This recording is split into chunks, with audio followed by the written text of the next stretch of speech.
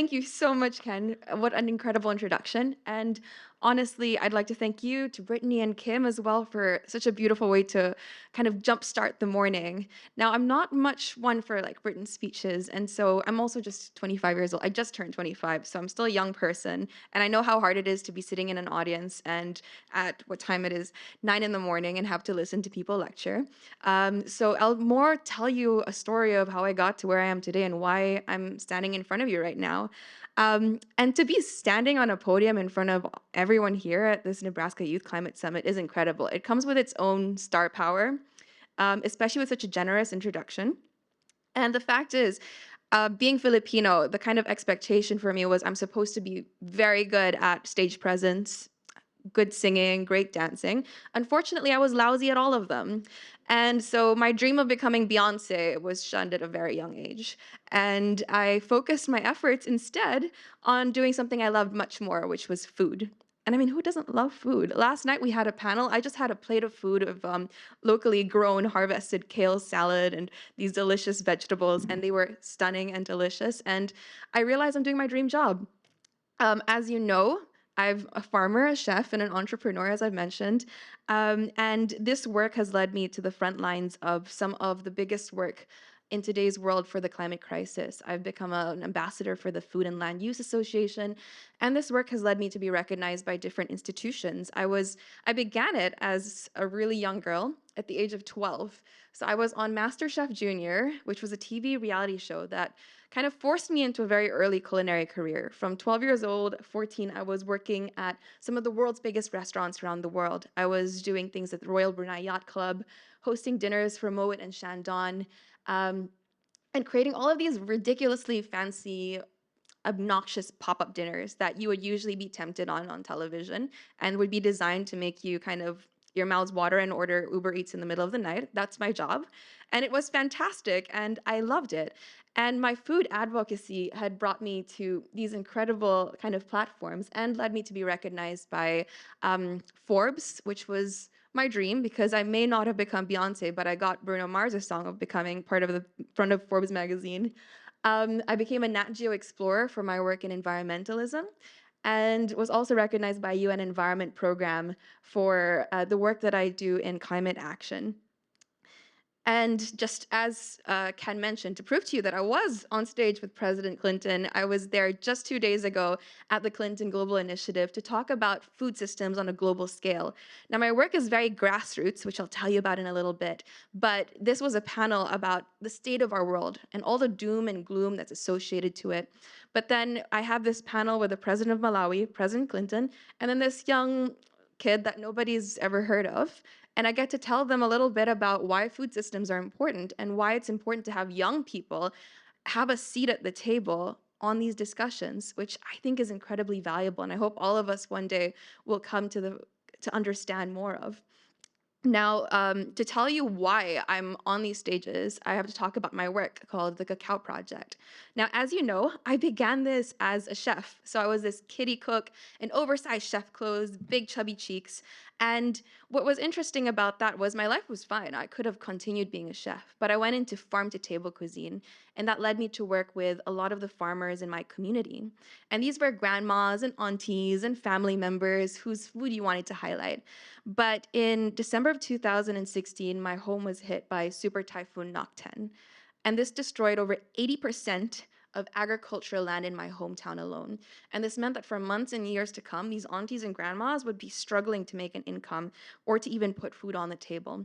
And the fact is, the Philippines is one of the most vulnerable countries to hazards brought about by climate change. We experience at least 12 to 13 typhoons in a year every single year. This is a consistent thing that happens. And our farmers are some of the most vulnerable people at the front lines of this. Their entire livelihood is dependent on food and agriculture, and they're some of the most underserved communities. And that brought me onto an unconventional path because I had this platform where I could help my farmers, and I did. So I established my initiative called the Cacao Project, which really is going on the ground and the aftermath of these typhoons and having a conversation with the farmers and seeing what they needed, what was going on, and where the gaps lied within our food systems. And In the aftermath of these storms, many of these farmers are struggling to survive. They're considered victims. They turn into numbers and statistics and lose the human value of who they are. And I always say this, you can't teach the climate crisis or environmentalism to people who are trying to make an income and are very much dependent on these situations or living on day to day subsistence. You can't talk environmentalism to someone on a hungry stomach. So, my project began as a typhoon relief effort to immediately address this gap. We realized that this was a band-aid solution. What I was doing was giving away seedlings and typhoon relief packs. And, thoughts and prayers are one thing, and I think it's wonderful, but also it wasn't enough. We had to address the system that was forcing farmers to just survive. So, in the recovery phase, we thought to ourselves, how could we adapt so that we weren't just taking on the brunt of these storms and surviving, but instead adjusting to the climate crisis that's coming, that we know will come year after year after year? And how do we make sure that we're utilizing the opportunities in the aftermath to create a better food system for all? And that was when I thought, well, what if a bar of chocolate could go on to create a small town in the Philippines that would revolutionize the way we produce food and create a system that worked? So that's what I was aiming to do. And I established the Cacao Project. So why chocolate? First of all, who doesn't love chocolate? Did anyone have hot chocolate this morning before coming here? No? Oh my gosh, this is a very chocolate deprived community. But I love chocolate.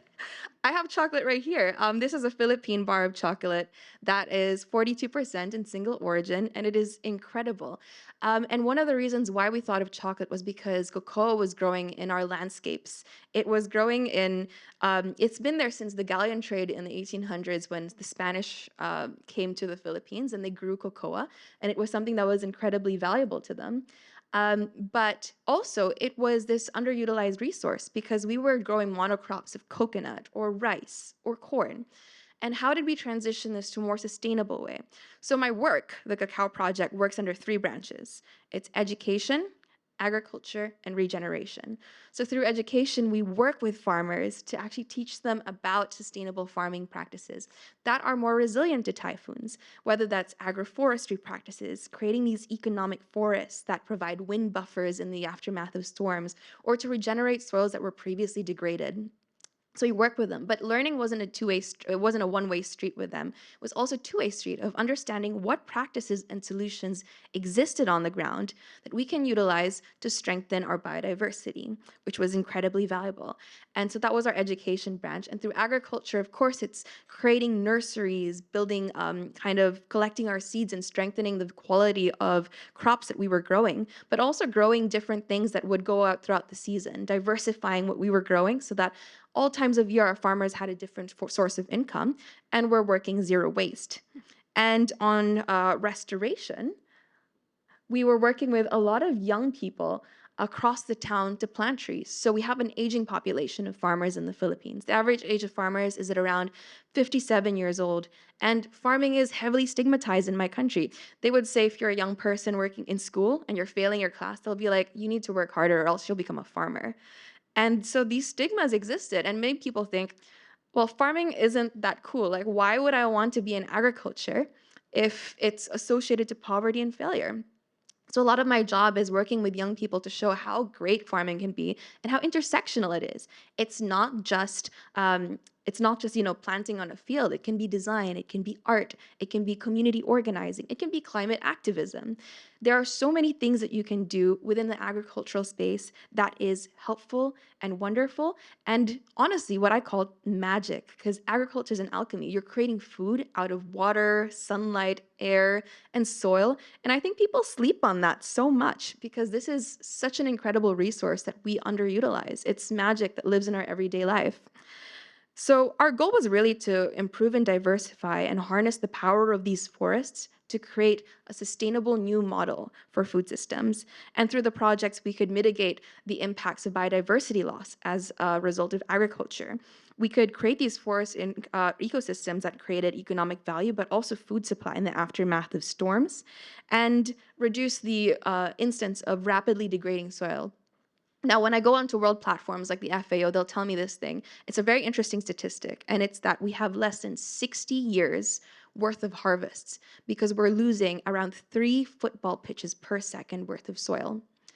And with the world required to have 17% more food by 2050, we're facing a catch 22. And in order to have sustainable agriculture, we need to, number one, continue growing more sustainably and regeneratively. Number two, have more young people engage in agriculture. And number three, look at innovations within food systems that are going to change the way that we've produced food for centuries now. But fact is, sustainable farming has always existed. It has just been cast aside in the pursuit of fast, easy, and cheap food. And so it's up to us as the next generation to really rethink the systems that have been going on for decades now and to do something about it. So, in the end, what started off as a typhoon relief effort in the middle of nowhere in the aftermath of a typhoon turned into this social venture, which was recognized on international platforms and has kind of pushed me to the front lines of creating and helping global policy when it comes to looking critically at our food systems. To tell you of our impact, so far we've worked with over 200 farmers. We've planted over 150,000 trees over a span of 150 hectares of land. We're working with a lot of local schools to teach young people about the value of agriculture. And we're really transitioning livelihoods towards adaptation and restoration to be part of a green recovery.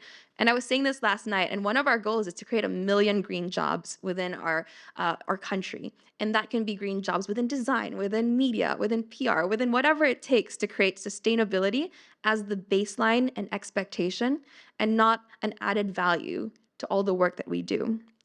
And we also want to show the world that rural communities in the middle of nowhere have so much more power than just being victims to climate change or to typhoons and storms. And they're not just people producing and invisible faces behind the food we pick off of a shelf, but they are people with inherent value and people with the capacity to change the world's perspective on food systems, on climate, on even climate finance, and how we approach restoration and even recovery and resilience as we move into this new era of climate change. But beyond that, I think one of the things that I really love to highlight is this. It's a verse from the Bible, and I don't mean to preach or be religious. I think, food is something that is inherently intersectional. All of us can agree that we love food. We have to eat 3 times a day, and we all look to a farmer. But one of the things that I always say is agriculture has been a direct manifestation of God's blessings on a nation and a people. It has been directly tied to prosperity. It has been directly tied to the success of an economy. If you look at the Bible in the Old Testament, some of the most successful people were experts in agriculture. You look at Joseph the Dreamer, who created agricultural policies, King David, who was a shepherd, and you look at all of these different people who tied the success of their land and their stewardship to the planet to prosperous abundance in food production. And I think that's something that we're doing just that, honestly. It's really showing the intersectional links of food and agri and with people and the human value that we can bring. And it's a blessing that I wish not just for me, but to many nations and to many peoples, is to honor our land, but more importantly, honor the generations of wisdom that came before us.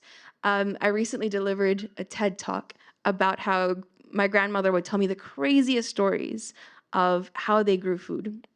She would say things like, if you wanted to have productive harvest this season, plant a rock under your root crops. And I'd be like, why, Grandma? Why would we plant the rock under the root crop? Like, why would this make my sweet potatoes sweeter? And she would just listen, just do it. And then she would also say, Louise, if you want to have great agricultural harvest for fruit-bearing trees, you have to plant according to lunar cycles. And I said, okay. So she would say, plant towards a full moon, Louise, and never towards a new moon. I'd be like, Grandma, why? Why would I do that? Where does that tie in? She says, just do it. And I did. And then she would also say, if you wanted to sift rice, you should whistle for wind. And I would be like, okay, that's a little bit weird. It's like wind bending. Sure. But over the years of working with these grandmas that I've shown you in my slides and of doing these educational boot camps where I said learning was a two-way street, we tried to test these things. We did. We planted sweet potatoes without rocks underneath them and with rocks underneath them. And we realized, oh my gosh, the sweet potatoes were larger and better and more delicious when there was a rock underneath it. Why? We looked into the science behind it, and it's because worms just like to gather where there was a moist, cool environment, and that would create natural vermicompost, which was so practical and so simple. And grandma was right. And when I asked about the planting according to lunar cycles, my uncles would say, Louise, your grandma's just a little crazy. You know, these are superstitions and myths. Don't believe them. But as I did this research, I realized that this was directly tied to insect cycles and when they were most actively pollinating. And since mosquitoes were things that would pollinate the tiniest cocoa flowers, they would produce more harvests when they were planted according to lunar cycles, because that's when the pollinators were out. And so I was like, okay, grandma was right again. Sure. And when it came to whistling for wind, I was asking them, what is the science behind this? And frankly, I still don't know. And I think that's what's amazing about working in climate and environmentalism is that there's these things that still work, these crazy stories that your grandma tells you. And maybe we may not fully understand it. Maybe we might not fully understand nature, but that magic exists in the everyday. And it's really up to us to find the magic in our nature, our environment, and our climate, in any path of work that we are in, whether it's in culinary, whether it's in agriculture, whether it's in academia. And taking that road less traveled, carving out your niche within industries that may not exist yet, and really taking the road that people don't even see. Maybe it's a road less traveled, or maybe it's a path or a trail in the forest that you're going to carve out for yourself. And I carved out my path, and that was food systems. That was the intersections between culinary, agriculture, and environment. And that has led me to where I am today. And I hope that for each and every one of you walking out of this, you will find that niche and you'll find that pocket of forest that resonates best with you and that you can walk away with that. And it's conferences like these that make it possible. So thank you so much for having me. And I would like to give you all a round of applause and an incredible day ahead. Thank you.